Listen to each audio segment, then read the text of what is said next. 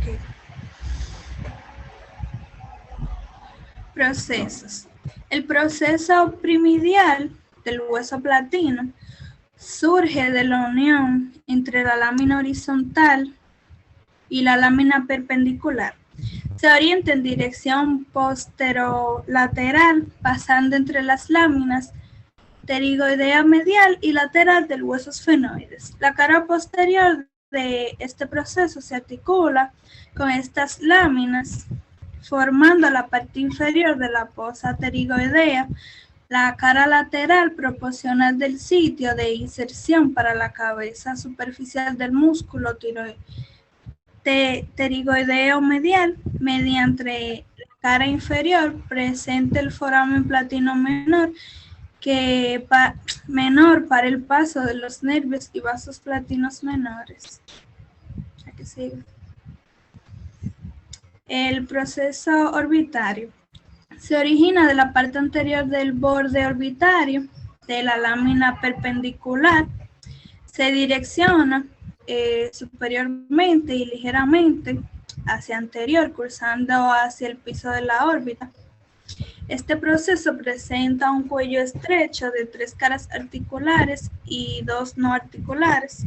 La cara anterior, que es la maxilar, se direcciona hacia anterior y lateral, articulándose con el hueso maxilar. La cara posterior, que es la esfenoideal, mira hacia el superior,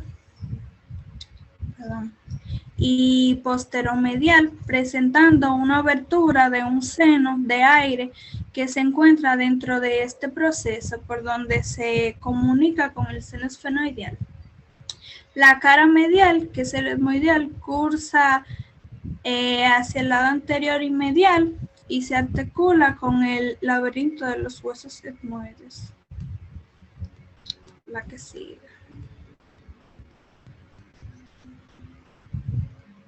Ajá.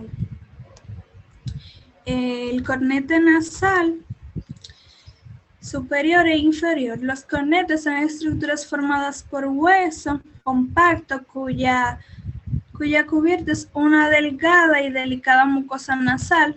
Se ubican en las partes laterales de cada cámara nasal. Su número por lo general es de 3, aunque puede llegar a 5. Su irrigación sanguínea es rica y abundante, similar a la inervación, haciendo muy sensibles a cambios de temperatura, lo que facilita su trabajo. A la que sigue. Las funciones de los cornetes. La estructura que va primero. Las funciones de los cornetes. Humidificar el aire que llega a los pulmones, filtrar el aire que se respira, calentar el aire antes de que ingrese a los pulmones. Para ello, su porción interna está altamente vascularizada, a lo que produce un aumento de temperatura en el aire inhalando antes de que éste entre a los pulmones. En temperaturas bajas, inhalar por la nariz puede evitar el broncoespasmo. Proporciona la mayor parte de mucosa nasal para que el aire fluya. Aquí sigue.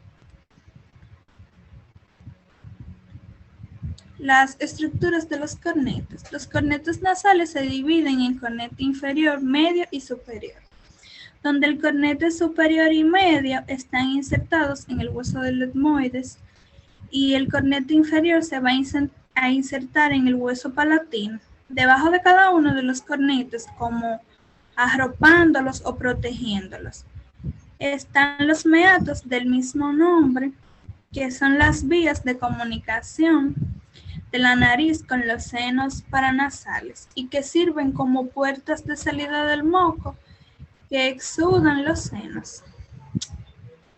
Ya está ahí. Muy buenas tardes, mi nombre es Amanda Hernández y el día de hoy les voy a estar hablando sobre el hueso lagrimal. El hueso lagrimal o unguis es una lámina ósea cuadrilátera aplanada de lateral a medial, situada en la pared medial de la órbita. inmediatamente posterior a la apófisis frontal del maxilar. Presenta para su estudio 2 caras y 4 bordes. Caras del hueso lagrimal. Cara lateral. Está dividida por la cresta laminar posterior en 2 partes, una anterior y otra posterior. La cara medial es lisa, anterior inferiormente es desigual en su parte posterior, que se articula con la cara anterior del laberinto etmoideal. Presenta además una depresión que corresponde a las crestas lagrimal posterior de la cara lateral. Aquí tenemos las caras del hueso lagrimal, la cara medial, que es la que tenemos a mano izquierda, y la cara lateral es la que tenemos a mano derecha. Bordes del hueso lagrimal. El borde superior se articula con la apófisis orbitaria medial del frontal. El borde inferior con la apófisis lagrimal de la conducta nasal inferior. El borde posterior con la lámina orbitaria de etmoides y con la concha lagrimal maxilar. El borde anterior con el borde posterior de la apófisis frontal del maxilar y el labio anterior del surco lagrimal de este hueso. Aquí tenemos los bordes del hueso lagrimal. Aquí tenemos el borde superior, el borde posterior, el borde inferior y el borde anterior. Detalles del hueso lagrimal. Su desarrollo. El lagrimal se desarrolla en el tejido membranoso por medio de un solo centro de osificación que se forma en el tercer mes de vida intrauterina. Su arquitectura. El lagrimal es una lámina de tejido compuesto. Hueso nasal. Se sitúan a ambos lados de la línea media entre las apófisis frontales del maxilar e inmediatamente inferiores al borde nasal del frontal. Cada hueso nasal es una lámina ósea, cuadrilátera y aplanada, anteriormente más ancha y menos gruesa inferior que superiormente. Presenta para su estudio 2 caras y 4 bordes. Caras del hueso nasal. Cara anterior. En esta cara presenta su parte media el orificio de un conducto que por otro extremo se abre en la cara posterior. Cara posterior. Está cubierta superiormente de asperezas por medio de las cuales el hueso nasal se une a la espina nasal del frontal.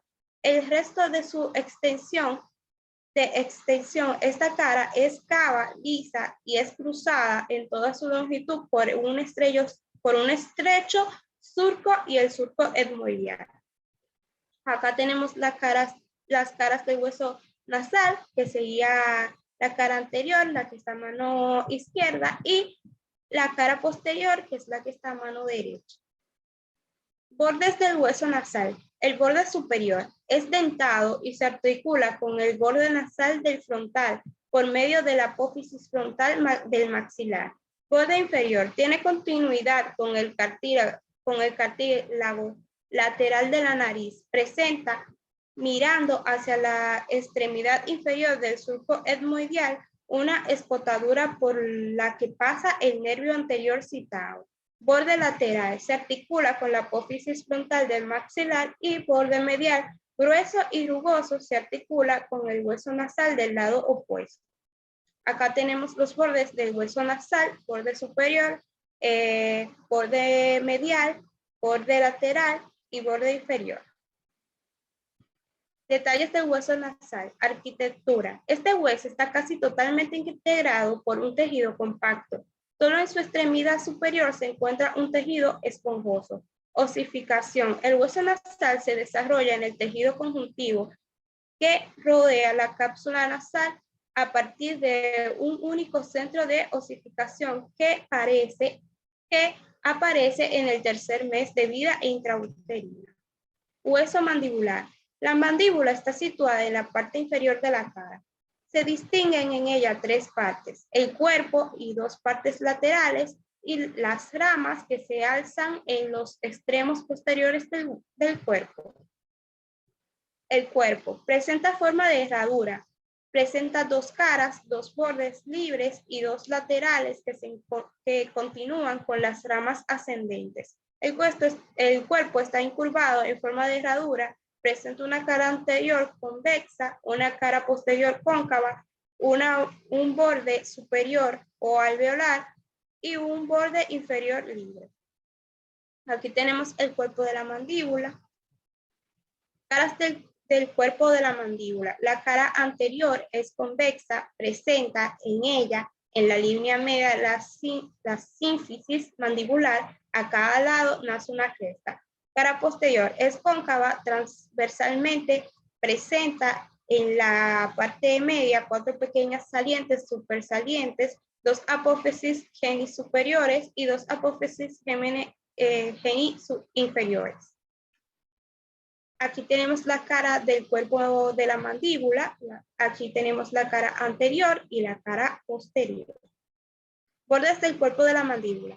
Borde superior es excavado por cavidades, presentan alvéolos dentarios para las raíces de los dientes. Borde inferior es grueso, obtuso y liso. Presenta una superficie ovalada para la intersección del vientre anterior del digástrico.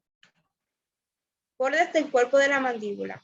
Borde superior alveolar. Borde inferior fosita digástrica y canal facial del maxilar. Ramas ascendentes. Tiene una forma cuadrangular. Presenta 2 caras y 4 bordes. Aquí lo podemos ver señalado.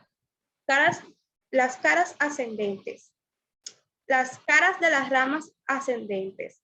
Cara externa. Presenta crestas rugosas para la intersección de las láminas tendinosas del músculo macetero y cara interna. En la parte inferior encontramos crestas rugosas para la intersección del músculo pterigoideo medial. En la parte media, el orificio del conducto dentario inferior en el cual penetran los vasos y nervios dentarios inferiores. Borde de las ramas ascendentes. Borde anterior presenta 2 labios o 2 crestas que delimitan un canal, el labio interno y el labio externo. Borde posterior es grueso en forma de S alargada. Borde superior presenta 2 apófisis separadas por la espotadura sigmoidea. Borde inferior se une al cuerpo. La unión del borde posterior de la rama ascendente y el inferior del cuerpo constituye el ángulo maxilar donde se intersectan por forma el macetero y por dentro del pterigoideo interno. Detalles del hueso mandibular. Osificación. La mandíbula está procedida en su formación a cada lado de la línea media por un cartílago de Meckel.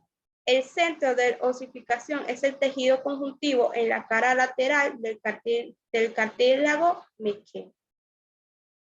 Muchas gracias por prestar atención y espero que esta exposición le haya gustado mucho.